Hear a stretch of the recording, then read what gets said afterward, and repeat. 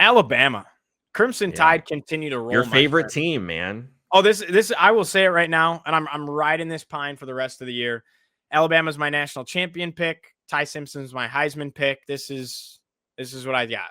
This is what I'm saying. We still got plenty of time left. Things could change. But at midway point, this is the team I'm riding with. Mm-hmm. We're big Texas A&M fans. I think A&M could win the SEC championship game, and Bama still wins the national championship. Yeah, fair. 37-20 final score. I don't even know if we have to do the deepest of dives on this one, my friend. I just, again, continue to be so impressed with Alabama. Ryan Grubb is awesome. So much variety. So much variety in his offense. You got the motion. You got the deception. He's just fantastic at play calling and drawing it all up. Alabama's pass rush was busy getting after Aguilar. Ryan Williams had a big game in this one. Jeremy Bernard is a freak of nature. I thought he had maybe his best game of the season to this point. He had so many receptions, but he also had a ton of carries. So it was interesting the different ways that they were using him in motion and behind the line of scrimmage and everything like that. I thought that Ty Simpson absolutely ate Tennessee's defense alive. Like, he took their lunch money. He continues to be precise and meticulous and plotted. Pick six at the end of the first half was ball game. And you texted me and you were like, that's cinema. Bryant-Denny Stadium absolutely losing its marbles on that pick six. The call from Sean McDonough was chef's kiss. I mean, just beautiful. That was awesome. That was when the game ended. It was wraps right there. And to Alabama's credit, they kept taking shots, dude. Like, they knew Tennessee's defensive backs couldn't hang.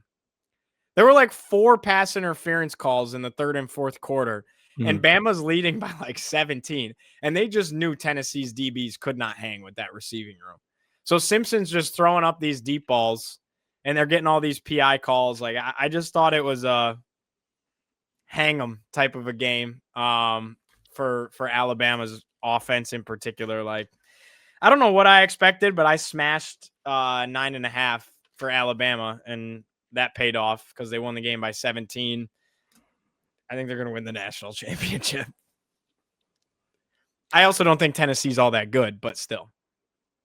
Yeah, that's fair. I saw a tweet that was like, it's bad when there's like 5 minutes left on the clock and you're getting a hot boxed in your opponent's stadium.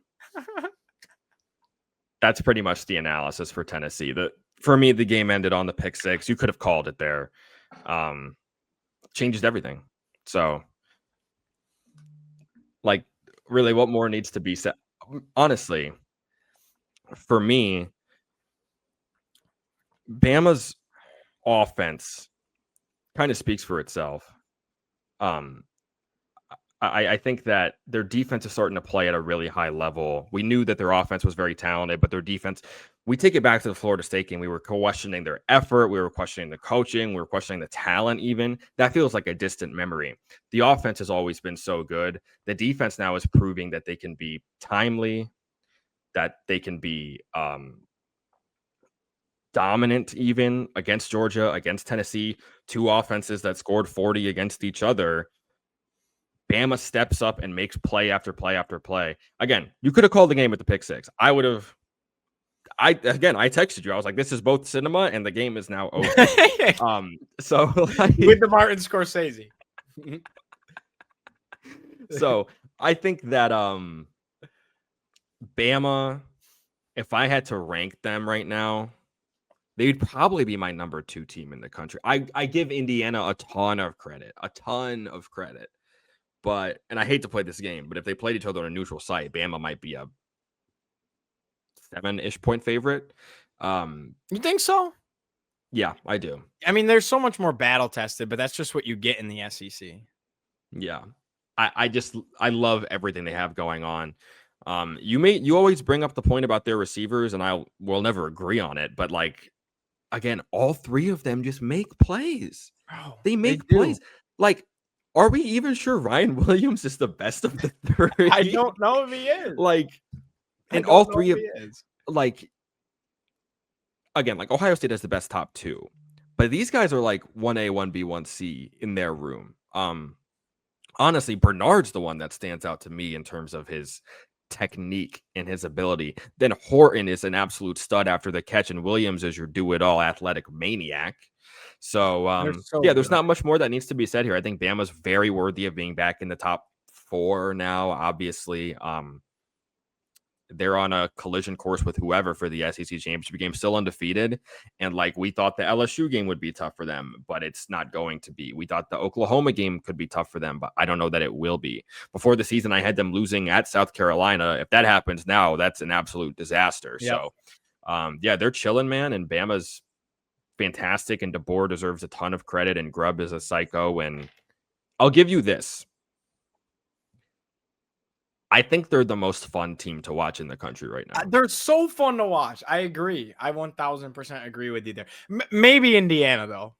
Indiana's fun. Yeah, they are. I mean, they're just even fun. Indiana's like ho hum. We win the game by 40 against Michigan State, whatever. Nobody cares. We're on to the next. Like, yeah, I give them a ton of pride. The standard there is so much high. But like, think of Ohio State is so dominant this year. And we've not talked about them since the Texas game. I haven't watched them play yet, dude. Because the Texas game. They're dominant in a 1990s. Forget the 90s. They're dominant in like a 1970s way. They also just haven't had to play anybody yet, and they really won't. Exactly. They won't until they play Indiana. Now, I still think they're the best team in the country. I would pick them to win the national championship. I'd pick them to win the national championship today. And for what it's worth, the run game was stifled for the most part this past Saturday against Wisconsin. They aired it out, and Julian Sain had his best day as a Buckeye, which I feel like I'm saying every Saturday now. Like, he's really starting to come into his own. Cornell Tate catch was bonkers. Yeah. That was nice. I've told you time and time again, he's Garrett Wilson 2.0. There's nobody else I can compare him to. He's going to play for a long time in the National Football League. I think we could be staring, and we would love this. This would be great for the program. We could be staring down the barrel of, like, it's hard to say it's Vader Kenobi, but these two guys that were in the same quarterback room, a Simpson Saiyan national championship game. Be pretty dope. That would be insane. Would be pretty dope. I mean, those are the two. Those would be my two picks to play each other in the national championship right now. Yeah, I love Indiana. I love Indiana, and it doesn't have anything to do with them. It's just until I see it. It's one of those things, dude. We've never seen. Like, what can you point to? Virginia Tech playing for the national title in 1999 is the last time you saw an awkward logo play for the title game. I mean, for TCU probably, but like TCU, it's not like it's nothing against Indiana. It's nothing. It's like until I see it, I just can't like pick it. You know.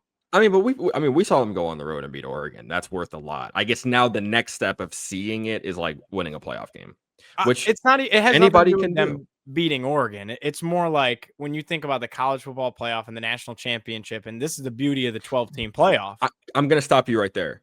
This is where I disagree. Did you know before last year, Notre Dame had never won a New Year's Six bowl game? No, but we've seen them play in the BCS playoff. That was 15 years ago. Okay, like they had never won a New Year's Six bowl game. That's right, Notre Dame. We saw them lose in the first round of the playoffs, so they didn't win one, but they played in them. Yeah, but like we had never seen X, Y, and Z. Like, this is the beauty of college football year over year. It's just you never know. I'd pick Indiana as a semifinal team because I still think they can beat anybody. They could beat Ole Miss on a neutral site. God willing, they could beat Georgia on a neutral site or A&M on a neutral site. Could, yeah. It's when you get to the Ohio States and Bamas of the world, like you and I are both in lockstep. I think that's my national championship as of today. They are excellent. We have a clear top 3 right now. Yeah, and I think the AP has it in the right order. I think that is the right order for it to be in. A&M's actually 3 right now. I think, but still, if Bama's 4, I think that's still the right order. As I would put them. I would put it Ohio State, Indiana, Bama, because Bama still lost to Florida State, which is crazy in retrospect. Mm-hmm. But I think the GIC PI got it covered power index might have. Bama we might need that. We might need that. The graphics. An idea for you. Yeah, I need like one more. I needed A&M to not almost lose at Arkansas for me to feel like they're in the clear top 3. You know? Yeah. But that happens week to week. And how are we saying that when Alabama lost to Florida State? Yeah, A&M's got a 0 in the loss column, dude. Yeah, Like, so maybe it's a clear top 4. Maybe it's a clear top 4. We don't give Texas A&M enough credit. I don't know how that continues to happen. They're like the least talked about top 5 team in the country right now. dude, I By mean, far. you want to talk about a team that's fun to watch? Go watch A&M play any offensive. Pick Yep. an offensive drive and watch A&M play, and you're like, Yep. wow, this is You want to talk about a awesome. wide receiver room? There you go. There's another one.